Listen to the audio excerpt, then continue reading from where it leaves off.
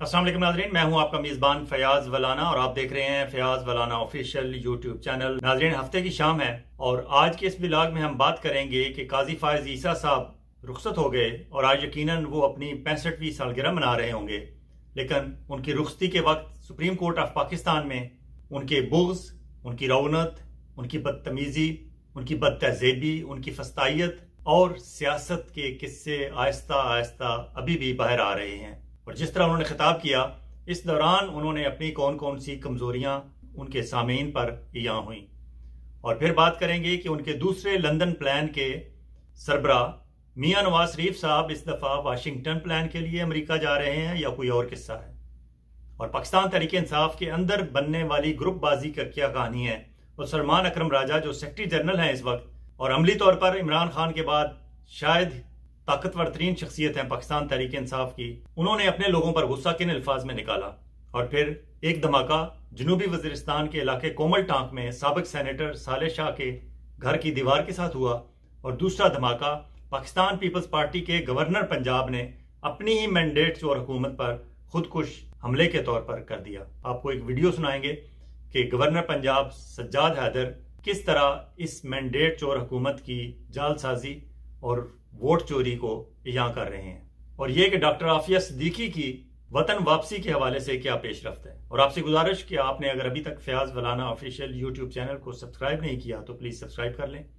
काजी साहब रुखसत हो गए, लेकिन रुखसत होते होते उन्होंने जो अपनी अलविदाई तकरीब थी और फिर उन्होंने एक यादगार करोड़ों रुपया इस कौम का खर्च करके उस यादगार को लोगों को दिखाया। यकीनन गिरबान में देखना तो शायद एक अरसे से ही उन्होंने छोड़ दिया था।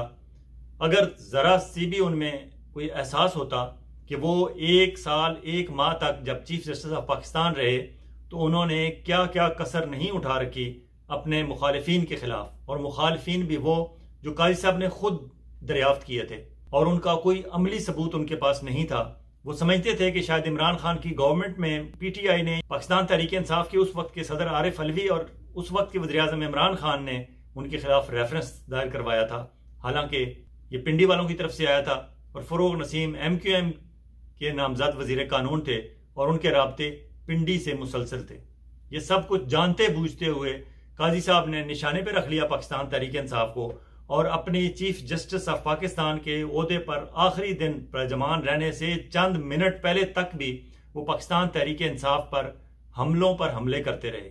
लेकिन अब आहिस्ता आहिस्ता उनकी बातें खुल रही हैं और लोगों को इन्हें पहले जरा सा भी शक था, अब उन्हें यकीन हो चला है कि काजी साहब एक इंतहाई मुतासब जज थे। जिस तरह के हामिद खान साहब ने उनके मुंह पे उनकी कोर्ट में कहा और कहा कि इसे ऑर्डर ऑफ द डे का हिस्सा बनाया जाए कि मैंने आपको सिर्फ मुतासब नहीं बल्कि इंतहाई मुतासब जज कहा है।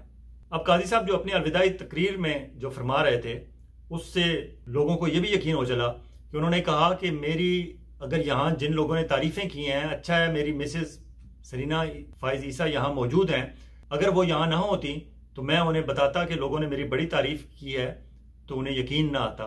इसका मतलब है कि काजी साहब पे उनकी अपनी बेगम भी यकीन नहीं करती उनकी बातों पे। दूसरा उन्होंने एक और मेंशन किया कि मैं जब भी कोई बात करता हूं तो मेरी बेटी, मेरी साहबजादी, उनकी अपनी बेटी उन्हें कहती है कि बाबा आज आपने किसको अनॉयड किया है। इसका मतलब है वो एक अनॉइंग पर्सनैलिटी है और उनकी बेटी को भी मालूम है कि वो रोजाना किसी न किसी को अनॉयड करते हैं। जिस बंदे के घर के लोगों के बारे में उनकी अपनी बेगम और बेटी के ये तासुरात हैं, बाकी दुनिया तो फिर आप खुद अंदाजा लगा लें।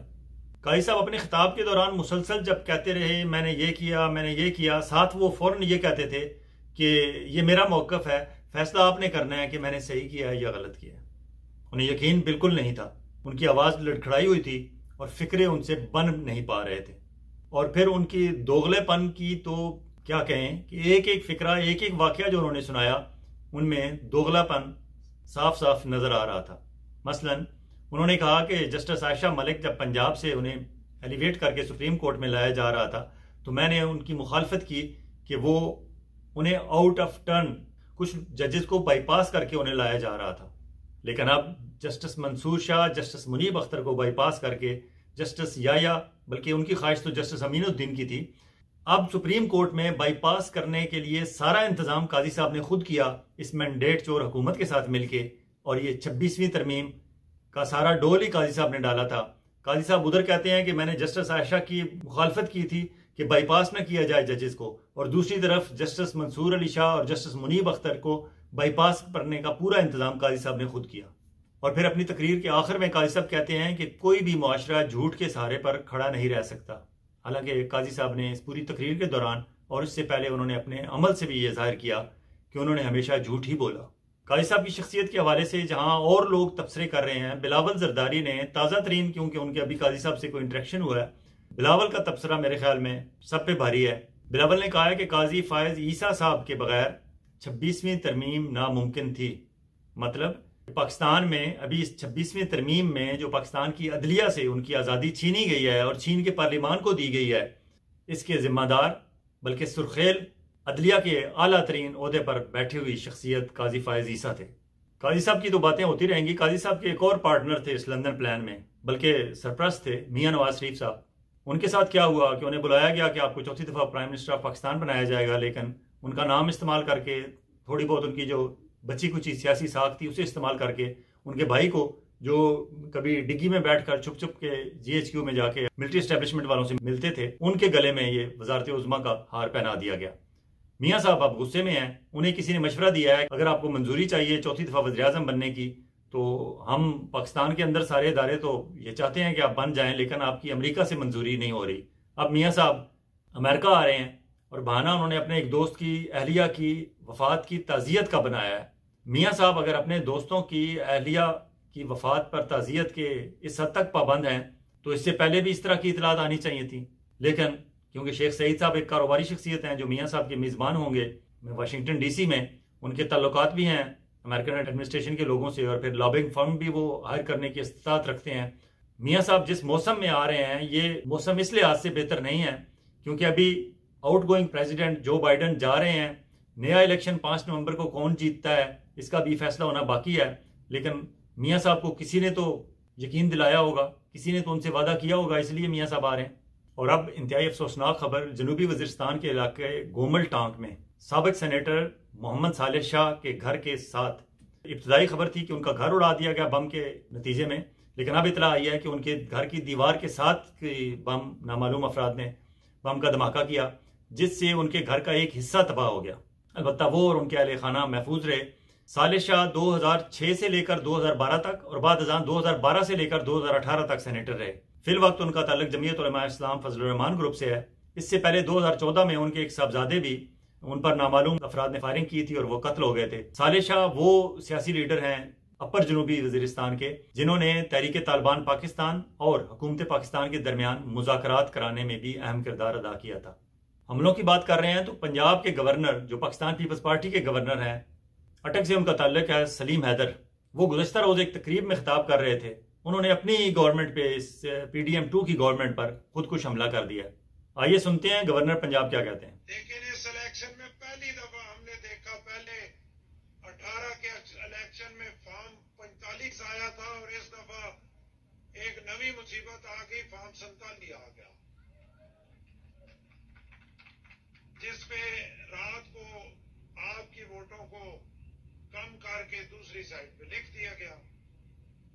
और आज भी मैं कहता हूं कि अगर इस हल्के के फॉर्म खोले जाए तो पाकिस्तान पीपल्स पार्टी ये सीटें जीती हुई है इंशाअल्लाह। ये थे गवर्नर पंजाब सलीम हैदर, जिनका ताल्लुक पाकिस्तान पीपल्स पार्टी से है और वो खुद ही अपने PDM2 का पर्दा चाक कर रहे हैं। अब बात करते हैं पाकिस्तान तहरीक इंसाफ की अंदरूनी लड़ाई की। ये अंदरूनी लड़ाई एक अरसे से चल रही है, जब से इमरान खान पाबंदे सलासिल हैं, और इमरान खान 5 अगस्त 2023 को सपहर 3:40 पर उन्हें अरेस्ट किया गया था। अब इस अरसे के दौरान पाकिस्तान तहरीक इंसाफ के अंदर मुख्तलिफ लीडरान और ग्रुप्स के दरमियान खींचातानी होती रही, लेकिन अब इस वक्त PTI के सेक्रेटरी जनरल सलमान अकरम राजा ने फैसल चौधरी को इमरान खान के कानूनी मामलात से अलग करके जो पेंडोरा बॉक्स खोला है, अब लगता है कि अब ये मामला और आगे बढ़ेगा, क्योंकि सलमान अकरम राजा सीधी सीधी बात करते हैं और फैसल चौधरी को भी सजा इसी बात की मिली कि गुज़श्ता रोज जो इमरान खान से मिलने वो गए थे इस्लामाबाद हाई कोर्ट से स्पेशल इजाज़त लेके, और वहाँ जब ये मिलने गए और बताया जाता है कि फैसल चौधरी ने सीधी सीधी बातें कर दी और इतनी सख्त बातें की कि जिस पे इमरान खान को तशवीश हुई और इमरान खान ने बाद अकेले में सलमान अकरम राजा से बात की जब, तो उसे सलमान अकरम राजा ने माइंड किया। कि इतनी साफ गोई से और इतना हमारे पार्टी के बानी चेयरमैन को डिस्टर्ब कर दिया फैसल चौधरी की गुफ्तगू ने, वो समझते हैं कि फैसल चौधरी को अब इमरान खान के करीब करीब भी नहीं पटकना चाहिए। और बताया जाता है कि वो इस कोशिश में हैं कि उनके भाई फवाद चौधरी की माफ़ी हो जाए और उन्हें वापस पाकिस्तान तहरीक इंसाफ में एंट्री भी मिल जाए और कोई जिम्मेदारी और अहम ओहदा भी मिल जाए। लेकिन मेरे ज़ाती ख्याल में वो लोग जिस तरह फवाद चौधरी हैं, मिफ्ता इस्माइल हैं, अली जैदी हैं, सदाकत अब्बासी हैं, जमशेद चीमा हैं, ये वो लोग हैं जिन्होंने सिर्फ पाकिस्तान तहरीक इंसाफ को छोड़ते हुए प्रेस कॉन्फ्रेंस नहीं की, बल्कि इनमें से तकरीबन 90% वो हैं जिन्होंने इस्तेहकाम पाकिस्तान पार्टी IPP जहांगीर तरीन और अलीम खान वाली पार्टी भी जाके ज्वाइन कर ली थी।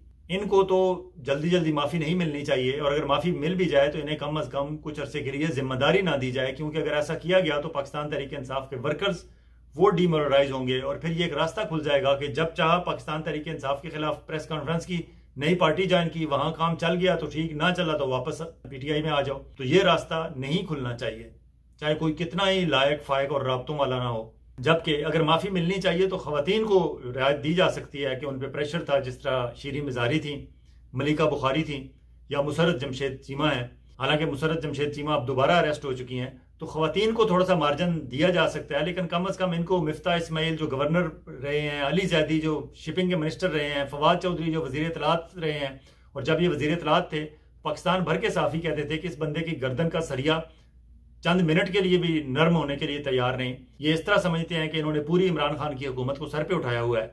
तो इन लोगों को जिन्होंने बड़े बड़े ओहदे भी रखे और फिर वक्त आने पर भागते हुए देर नहीं लगाई, ये भी नहीं सोचा कि इमरान खान की 22 से 26 साल की मेहनत का क्या होगा। और आखिर में आपको बताते चलें कि डॉक्टर आफिया सिद्दीकी की पाकिस्तान की हवालगी के हवाले से थोड़ी सी पेशरफ्त हुई है।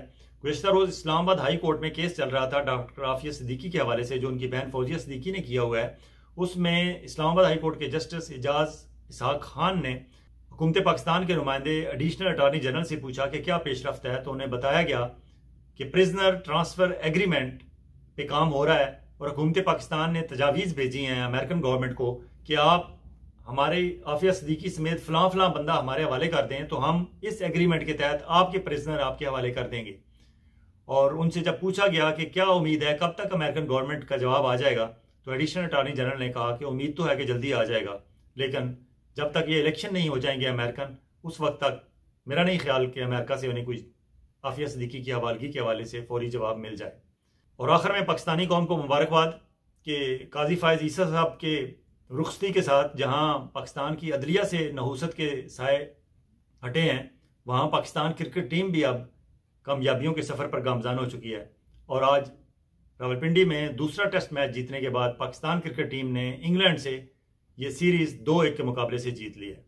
इस अच्छी खबर के साथ आपसे इजाज़त, और बहुत जल्द एक और व्लॉग के साथ आपकी खिदमत में हाजिर होंगे। उस वक्त तक आप अपना और अपने गिरदोनवा के लोगों का इसी तरह ख्याल रखिएगा जिस तरह आप चाहते हैं कि आपका ख्याल रखा जाए। अल्लाह हाफिज़।